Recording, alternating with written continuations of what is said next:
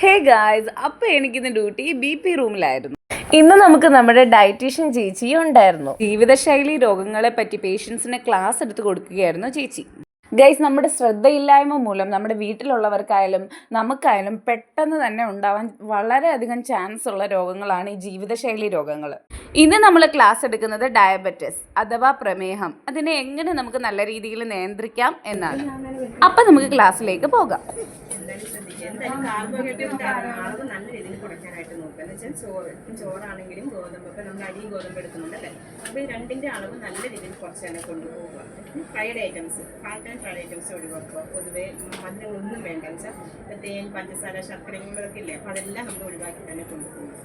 പിന്നെ red meat ഒക്കെ വെച്ചാൽ ബീഫ്, മട്ടൺ പോലത്തെ ഇങ്ങനെയുള്ള സംഭവങ്ങളും ഒഴിവാക്കുക. ചിക്കൻ വേണമെങ്കിൽ 2 പീസായിട്ട് എടുക്കുക, അത് കുഴപ്പമില്ല. പക്ഷേ ഇത് ഫ്രൈഡ് ആകാൻ പാടില്ല, കറിവെച്ചത് തന്നെ ആയിരിക്കണം. മീൻ കറികളാകട്ടെ, മീനൊക്കെ കറിയായിട്ട് തന്നെ കൊണ്ടുപോകുക. അങ്ങനെയുള്ള കാര്യങ്ങളൊന്നും കുഴപ്പമില്ല. ബീഫ് എങ്ങനെയാണ് നോർമൽ? ബീഫ് നല്ല രീതിയിലുണ്ടല്ലോ, ബീഫ് കഴിച്ചിരാക്കാറ് കഴിക്കുന്നുണ്ടല്ലോ. അപ്പോൾ അച്ചാറ്, പപ്പടം, ഉണക്കമീൻ ഇങ്ങനെയുള്ള സംഭവങ്ങൾ ഒഴിവാക്കുക. കഴിക്കുന്ന കൂട്ടത്തിലാണോ?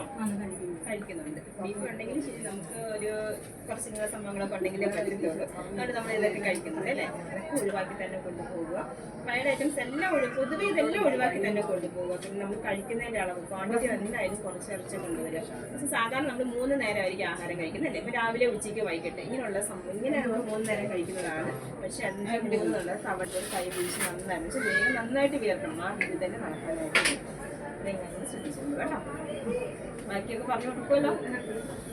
സോ ഗൈസ്, കാലം മാറുന്നതോറും നമ്മുടെ രോഗങ്ങളും കൂടിക്കൊണ്ടിരിക്കുകയാണ്. അപ്പോൾ നമ്മൾ തന്നെ ശ്രദ്ധിച്ചില്ലെങ്കിൽ നമ്മൾ പടമാകും എന്നുള്ള കാര്യത്തിൽ ഒരു സംശയവും ഇല്ല. ഇതിനെ പറ്റിയിട്ട് നല്ലൊരു അവയർനെസ് ആർക്കും ഇല്ലാത്തതാണ് ഏറ്റവും വലിയ പ്രശ്നം. സോ ഗൈസ്, എല്ലാവരും ഹെൽത്തിൻ്റെ കാര്യത്തിൽ നന്നായിട്ട് ശ്രദ്ധിക്കുക, നന്നായിട്ട് എക്സസൈസ് ചെയ്യുക, നല്ലപോലെ വെള്ളം കുടിക്കുക. പിന്നെ ഈ പറഞ്ഞല്ലോ, ചേച്ചി പറയുന്ന കാര്യങ്ങളെല്ലാം നിങ്ങൾ ശ്രദ്ധിക്കുക. ഇതിനിടയിൽ അവൾ നിലയ്ക്കുന്നത് ആരും ശ്രദ്ധിക്കരുത് ഗൈസ്. അവൾ എന്നെ മുടി പിടിച്ച് വലിച്ചുകൊണ്ടിരിക്കുകയാണ്. അതിനിടയിലാണ് ഞാൻ വീഡിയോ ചെയ്യുന്നത്. അപ്പോൾ നിങ്ങൾ ഹെൽത്തിനെ ശ്രദ്ധിക്കുക, അത് മാത്രമേ എനിക്ക് പറയാനുള്ളൂ. പിന്നെ ഈ വീഡിയോ നീഡ്ഫുൾ ആയിട്ടുള്ള എല്ലാവരിലേക്കും എത്തിക്കുക, അച്ഛനെയും അമ്മയും ഒക്കെ കാണിച്ചു കൊടുക്കുക. ഇതുപോലുള്ള വീഡിയോസിന് വേണ്ടി എൻ്റെ ചാനൽ സബ്സ്ക്രൈബ് ചെയ്യാൻ മറക്കരുത്. പിന്നെ മറ്റേ ഓൾ ബട്ടൺ ഉണ്ടല്ലോ, ബെൽ ബട്ടൺ, അതും ക്ലിക്ക് ചെയ്യുക. അപ്പോൾ അടുത്ത വീഡിയോ ആയിട്ട് കാണുന്നവരെ ടാറ്റാ.